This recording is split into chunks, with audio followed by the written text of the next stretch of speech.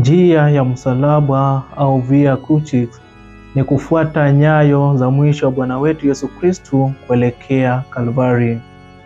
Je, unaufahamu siri ya njia ya msalaba?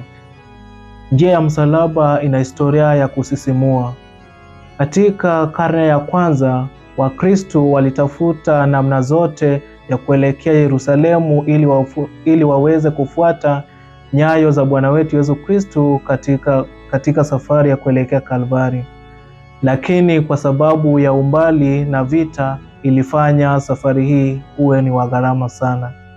Kwa hivyo watawa wa Francisco walileta suluhisho waliporuhusiwa kuweka vituo vya njia vya msalaba kanisani kote duniani ili wagonjwa, wazee, maskini hata na matajiri waweze kufuata njia hii ya msalaba. Njia ya msalaba unatufundisha nini? Ya kwanza, inatufundisha ushirika. Katika kila anguko ya maisha, Kristo yuko nasi tunapofuata njia hii ya msalaba. Pili ni uwajibikaji.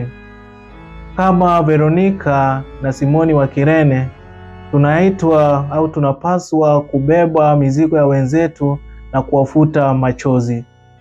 Hivyo katika Kwaresma hii tunapofuata njia ya msalaba, tusifanye tu kama mazoea, ila tufanye kama sehemu ya sala katika maisha yetu.